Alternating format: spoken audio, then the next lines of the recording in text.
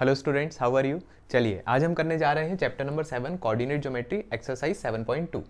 Question number 7, find the coordinates of a point A where A B is the diameter of a circle whose centre is 2, -3 and B is 1, 4।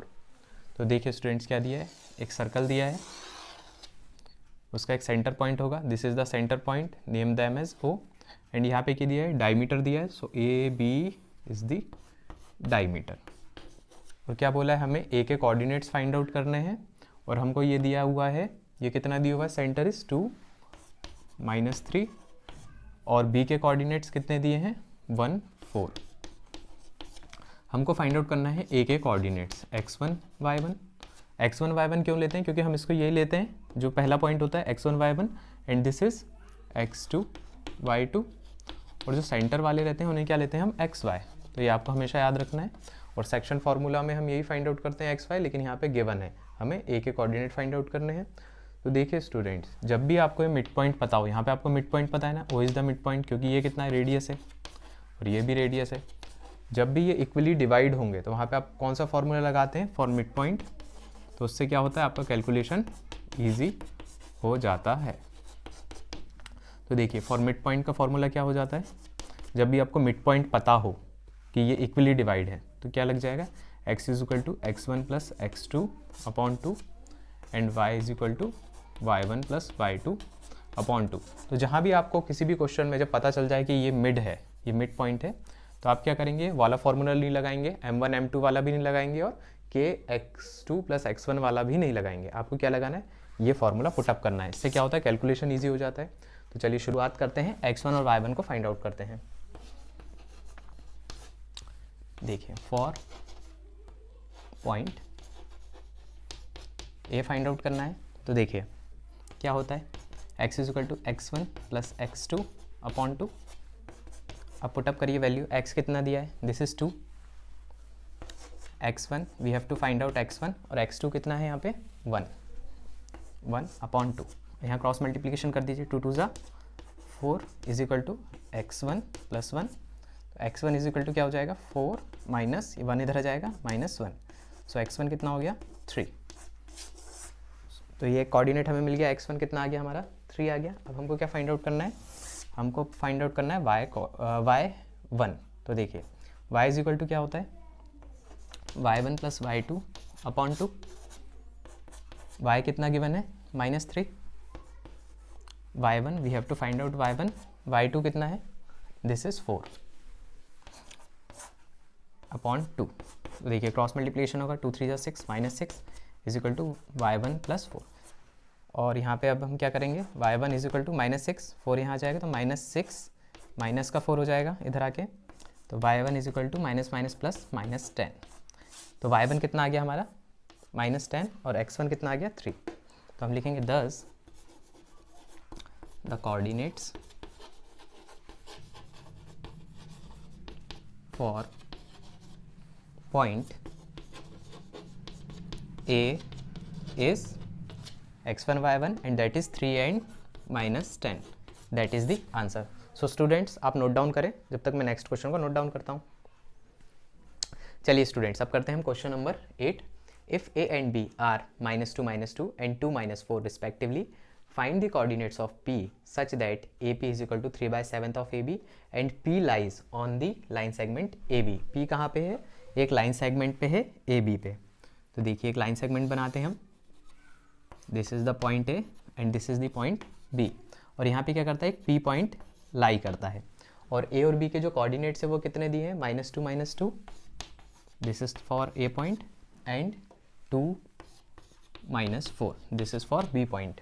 तो हमको क्या करना है students, यहाँ पे हमको coordinates of P, हमको P के कोऑर्डिनेट्स फाइंड आउट करने हैं। तो मान लीजिए ये क्या है, सेंटर वाले को हम क्या मान के चलते हैं, हमारा जो नॉमेनक्लेचर है उसमें हम क्या मानते हैं, एक्स वाई। तो ये हमने मान लिया एक्स वाई, हमको इसके कोऑर्डिनेट फाइंड आउट करने हैं, और हमको ये रिलेशन गिवन है, ए पी कितना है, 3/7 ऑफ ए बी, ये इंपॉर्टेंट है, ये आपको ध्यान रखना है। तो देखिए अब शुरुआत करते हैं, देखिए गिवन क्या है पहले लिख देते हैं, A P is equal to 3/7 of A B.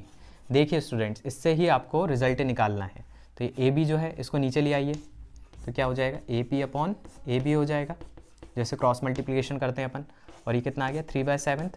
इसका मतलब स्टूडेंट्स क्या होता है कि ए पी जो है वो मान लीजिए ये 3 के रेशियो में, ए पी 3 है और ए बी का रेशियो क्या है, ये है 7। तो देखिए स्टूडेंट्स यहाँ पे देखिए ए पी कितना आया हमारा 3, इसका रेशियो 3 आया, और ए बी का कितना है, दिस इज 7। तो देखिए स्टूडेंट्स अब ये पी बी कितना हो जाएगा इसका रेशियो, अगर ये हमारा टोटल 7 है और ए पी 3 है तो पी बी कितना हो जाएगा 7 - 3, तो ये कितना आ गया 4। तो ये आपको थोड़ा सा यहाँ पे ध्यान रखना है। तो देखिए हम चीज़ को मेंशन कर देते हैं, P B is equal to A B minus A P. तो देखिए ए बी 7 है और ए पी कितना है 3, तो पी बी कितना आ गया, ये रेशियो आ गया हमारा 4। तो ये क्या है, रेशियो है, ये आपको ध्यान रखना है। चलिए अब इसको सॉल्व करते हैं। हमको क्या करना है, कोऑर्डिनेट्स निकालने हैं पी पॉइंट के।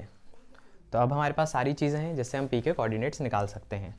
तो देखिए फॉर पॉइंट पी के कोऑर्डिनेट्स क्या निकालेंगे, एक्स के लिए क्या निकालेंगे, आप दोनों फॉर्मूले का यूज़ कर सकते हैं, m1 m2 भी और k/1 वाला भी। फ्रेंड्स m1 m2 का फॉर्मूला क्या होता है, m1 x2 plus m2 x1 upon m1 plus m2। तो यहाँ पे x हमको फाइंड आउट करना है, और यही याद रखें आप हमेशा कि जो x की जो वैल्यू होती है वो सेंटर वाले उसकी होती है, सेंटर वाला जो पॉइंट होता है उसकी वैल्यू होती है। तो देखिए x कोऑर्डिनेट क्या है, सेंटर का x हमें फाइंड आउट करना है, और m1 कितना है 3, this is the m1 and this is the m2। तो 3 x2 कौन सा हो जाएगा, x2 ये वाला होता है, x2 y2, और ये कौन सा होता है पहला पॉइंट x1 y1 मान के चलते हैं।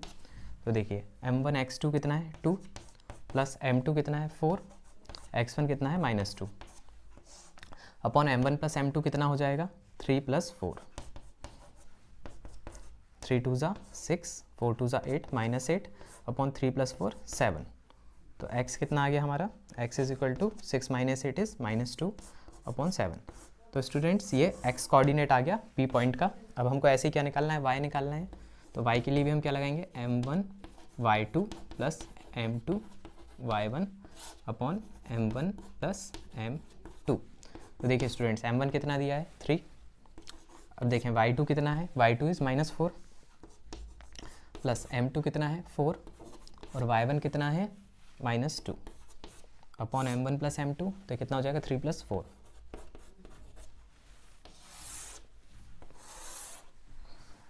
तो देखिए स्टूडेंट्स 3 × -4 इज़ 12 -12, तो ये आ गया -12, 4 2 ज़ा 8 -8 अपॉन 3 + 4 7। तो ये कितना आ गया 12 + 8 20 अपॉन 7 और ये माइनस, तो y। तो ये आ गया हमारा y कोऑर्डिनेट्स। तो देखिए स्टूडेंट्स पॉइंट P के x कोऑर्डिनेट आया -2/7 एंड y कोऑर्डिनेट्स इज -20/7। तो हम लिखेंगे thus the coordinates of P is -2/7 and -20/7। चलिए स्टूडेंट्स आप इसको नोट डाउन करिए, तब तक मैं नेक्स्ट क्वेश्चन को नोट डाउन करता हूँ। चलिए स्टूडेंट्स अब हम करते हैं question number 9। Find the coordinates of the points which divide the line segment joining A and B into 4 equal parts. तो हमको क्या करना है स्टूडेंट्स, यहाँ पे क्या दिया है कि A से लेके B पॉइंट तक ये डिवाइड हो रहा है 4 इक्वल पार्ट्स में। तो A के कोऑर्डिनेट्स क्या दिए हैं -2 एंड 2 एंड B के दिए हैं 2 एंड 8। और ये जो लाइन है, ये जो हमारा लाइन सेगमेंट है, ये डिवाइड हो रहा है 4 इक्वल पार्ट्स में। तो देखिए 4 इक्वल पार्ट्स कर दीजिए, 1 2 3 एंड 4। तो कितने पार्ट्स हो गए 1 2 3 4। ये जो गैप्स हैं ये क्या हैं, पार्ट्स हैं। तो हमको इसके कोऑर्डिनेट्स निकालने हैं हर पॉइंट के, ये 3 पॉइंट्स हैं। तो इसको नेम दे दीजिए, this is the point P, this is the point Q and this is the point R। तो इसके हमको क्या निकालने, कोऑर्डिनेट्स निकालने हैं। तो देखिए पहले हम क्या निकालेंगे, पहले P के निकालेंगे, लेकिन हमको क्या क्या चाहिए। देखिए A के तो कोऑर्डिनेट्स गिवन है क्वेश्चन में, B के भी गिवन है, लेकिन ये रेशियो क्या है ये हमको गिवन नहीं है। लेकिन हमको क्या पता है कि हमको ये दिया हुआ है कि दिस इज़ 4 इक्वल पार्ट्स। तो इसका मतलब है 4 जो है वो डिवाइड हो जाएंगे 1 1 1 1 में, क्योंकि 4 इक्वल पार्ट्स है तो कितने हो गए 1 2 3 4। अब देखिए स्टूडेंट्स अब हमको क्या पता चल गया है इसका, हमको पता चल गया है कि ये रेशियो पता चल गया, दिस इज़ द 1। और देखिए ए से पी तक का रेशियो है 1 और पी से बी तक का रेशियो कितना है, देखिए तीनों का ऐड कर देंगे तो ये हो जाएगा 3 और ये हो जाएगा 1। तो जो पॉइंट P है वो ए बी लाइन सेगमेंट को किस रेशियो में डिवाइड करता है, 1:3 में। तो जब हम P के कोऑर्डिनेट्स निकालेंगे तो हम क्या वैल्यू पुटअप करेंगे, K:1 में या M1 M2 में, 1 M1 is 1 and M2 is 3। तो हम इसके P के कोऑर्डिनेट्स निकाल लेंगे और उसके बाद Q के लिए क्या करेंगे, तो उसमें क्या हो जाएंगे, 1 + 1 कितना हो जाएगा 2 एंड दिस इज़ ऑल्सो 2। तो ये हो जाएगा इक्वली डिवाइड। तो जब भी पॉइंट Q निकालेंगे हम तो हम इसको किस रेशियो में डिवाइड कर देंगे, देखें ये जो पॉइंट Q है ये क्या है, इक्वली डिवाइड कर रहा है, ये मिड पॉइंट बन रहा है, देखिए AQ एंड QB ये इक्वल लेंथ है, तो रेशियो क्या हो जाएंगे, डिवाइड होकर 1:1। तो जब भी ये सेंटर पॉइंट पता हो, तो मैंने आपको बताया था अर्लियर क्लासेस में कि मिड पॉइंट होगा तो क्या हो जाएगा, ये कौन सा फॉर्मूला लग जाएगा, x1 + x2/2 for x and y के लिए y1 + y2/2, ये किस पॉइंट के लिए, फॉर पॉइंट Q। तो ये चीज़ें आप ध्यान रखें, इससे क्या हो जाता है कि क्वेश्चन को करना ईजी हो जाता है, वैल्यू को पुटअप करना ईजी हो जाएगा। तो आप ये Q पॉइंट के लिए ये फॉर्मूला लगा देंगे। आप वैसे भी कर सकते हैं, M1 M2 K:1 से भी कर सकते हैं, पर उससे क्या होगा, कैलकुलेशन थोड़ी सी बढ़ जाती है। अब देखिए पॉइंट R के लिए क्या करेंगे, अब पॉइंट R के लिए देखो बिल्कुल सेम कंडीशन है। अब यहाँ से यहाँ तक का डिस्टेंस कितना है 1 और R से लेके A तक का डिस्टेंस कितना है 3। तो ये कितना हो जाएगा, 3:1 में पॉइंट R डिवाइड हो जाएगा। तो इसके लिए तो सिंपली हम क्या लगाएंगे, M1 M2 वाला फॉर्मूला लगाएंगे। पॉइंट P और पॉइंट R के लिए M1 M2 का फॉर्मूला और पॉइंट Q के लिए क्योंकि वो मिड पॉइंट पे है उसके लिए हम ये फॉर्मूला लगाएंगे। तो चलिए शुरुआत करते हैं। देखें स्टूडेंट्स, पहले निकालते हैं फॉर पॉइंट P। देखें P के लिए क्या हो जाएगा, M1 M2 वाला फॉर्मूला लगाते हैं, x = M1 x2 + M2 x1 upon M1 + M2। देखिए स्टूडेंट यहाँ पे M1 M2 क्या है, पॉइंट P के लिए ये 1 है और ये टोटल 3 है। तो यहाँ पे M1 क्या रखेंगे 1 और M2 क्या रखेंगे 3 रखेंगे और यहाँ पे x1 इसको क्या मानेंगे x1 y1 और इसको x2 y2। चलिए तो ये P के कोऑर्डिनेट क्या आ जाएंगे, x y के टर्म में आ जाएंगे।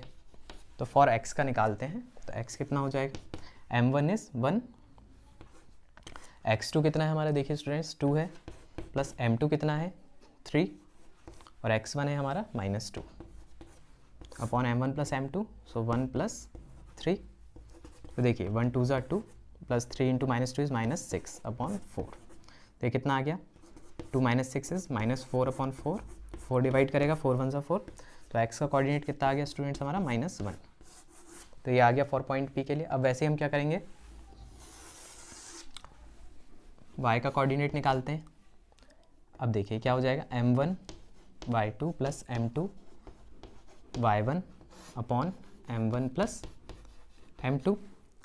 M1 कितना है, बिल्कुल सेम रहेगा उसी की तरह 1 और y2 कितना है यहाँ पे 8 प्लस M2 कितना है, M2 इज़ 3 और y1 कितना है 2 अपॉन M1 + M2 इज़ 1 + 3। तो हो जाएगा 8 + 3 2 = 6/4। तो कितना आ गया 8 + 6 14/4, 2 2 = 4, 2 7 = 40। तो हमारा y कोऑर्डिनेट कितना आ गया 7/2। तो ये आ गए हमारे पॉइंट P के कोऑर्डिनेट x और y जो कितने हैं -1 और 7/2। Thus the coordinate of point P is -1 and 7/2। चलिए स्टूडेंट्स, अभी तो ये पॉइंट P निकला है, अब हमें क्या निकालना है, पॉइंट Q निकालना है। तो चलिए यहाँ पे सॉल्व करते हैं।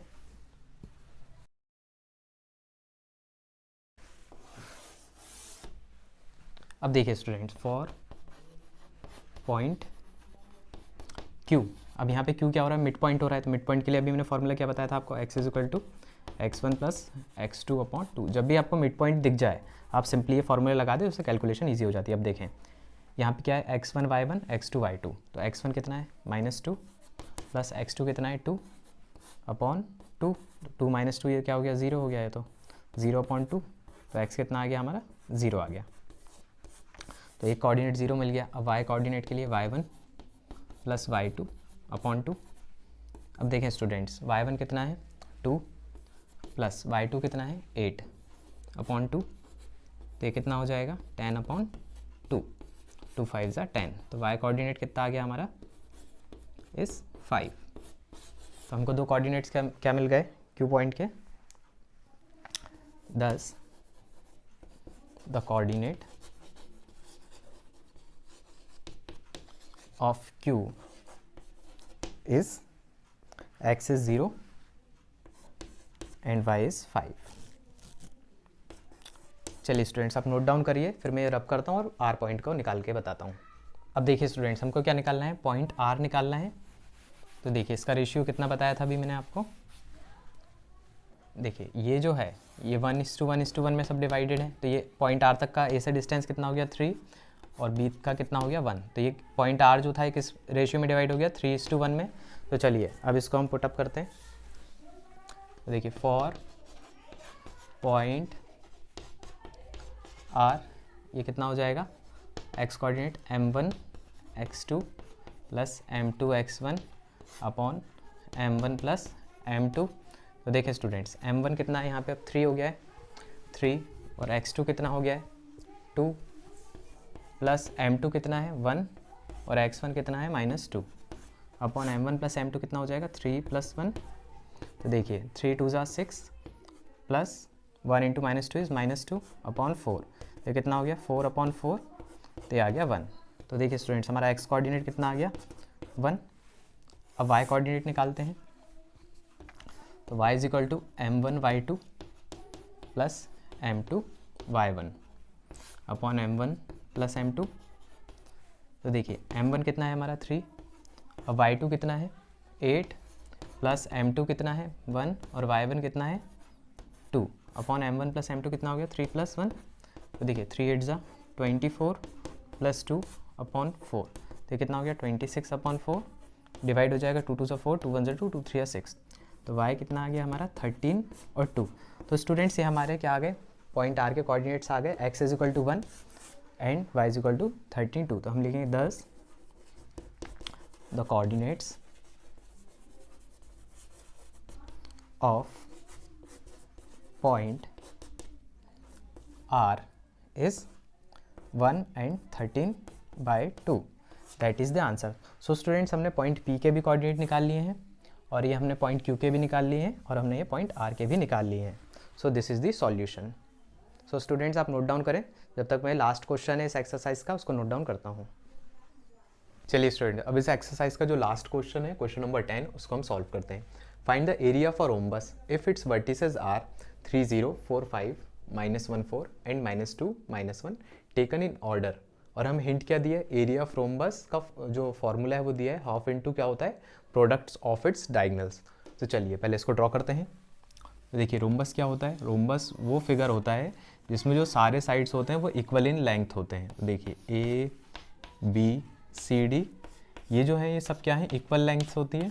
तो देखिए इसके कोऑर्डिनेट्स हमको दिए हैं, कैसे दिए हैं, 3 0 दिया है, फिर दिया है 4 और 5 दिया है, और फिर सी कितना दिया है -1 4, तो क्या -1 और 4, और डी कितना दिया है -2 एंड -1 टेकन इन ऑर्डर।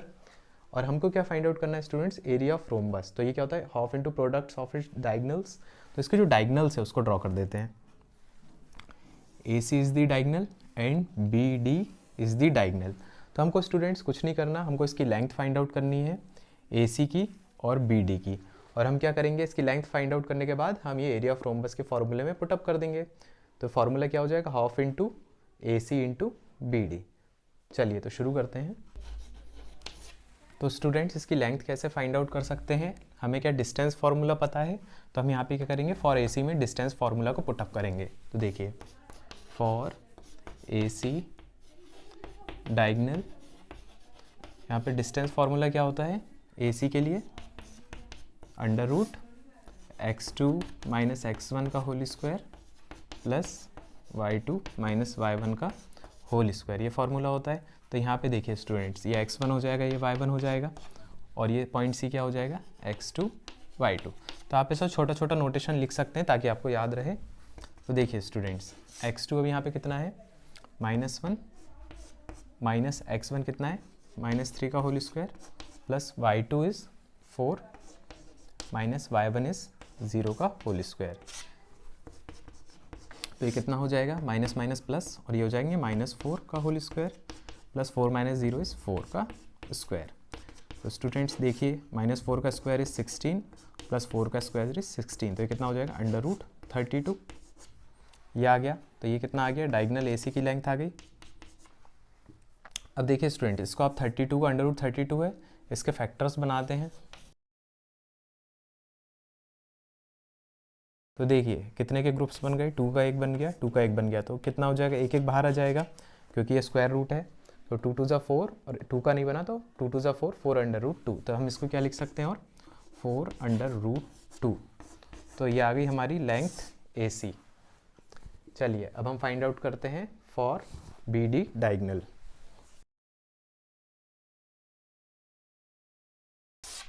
तो देखिए स्टूडेंट, फॉर BD डायगोनल, इसमें भी हम क्या लगाएंगे, डिस्टेंस फार्मूला लगाएंगे। तो √x2 - x1 का whole square plus y2 - y1 का होल स्क्वायर। तो देखिए स्टूडेंट्स, ये यहाँ पे क्या हो जाएगा, अब इसको मान लीजिए x1 y1 और इसको मान लीजिए x2 y2। अब यहाँ पे वैल्यू को पुटअप कर देते हैं। तो x2 कितना है -2 और x1 कितना है 4 का होल स्क्वायर प्लस y2 कितना है -1 और y1 कितना है 5, तो -5 होल स्क्वायर। तो ये कितना हो जाएगा, माइनस माइनस प्लस, तो -6 का होल स्क्वायर प्लस ये कितना हो जाएगा, -1 माइनस माइनस प्लस, तो ये 1 और 5 6, तो -6 का होल स्क्वायर। तो देखिए स्टूडेंट्स, -6 का होल स्क्वायर कितना होगा 36 प्लस -6 का होल स्क्वायर 36, तो 36 प्लस 36 कितना हो जाएगा √72। तो इसके हम जैसे हमने ये फैक्टर्स बनाए थे इसके AC के लिए, वैसे ही हम BD के लिए फैक्टर्स बनाते हैं। 3, तो देखिए 3 का एक पेयर बन गया, 2 का एक पेयर बन गया, तो 3 यहाँ से आ जाएगा और 2 यहाँ से आ जाएगा, 3 2 6, 2 का नहीं बना तो क्या आ जाएगा 6 √2। तो हम इसको लिख सकते हैं BD की लेंथ कितनी आ गई 6 √2। तो स्टूडेंट्स देखिए, BD भी फाइंड आउट हो चुका है और AC भी फाइंड आउट हो चुका है। अब हमको क्या निकालना है, एरिया ऑफ रोम्बस, जो क्या दिया है, क्या होता है इसका formula, half into products of its diagonals. तो अब हम इसको पुटअप कर देते हैं।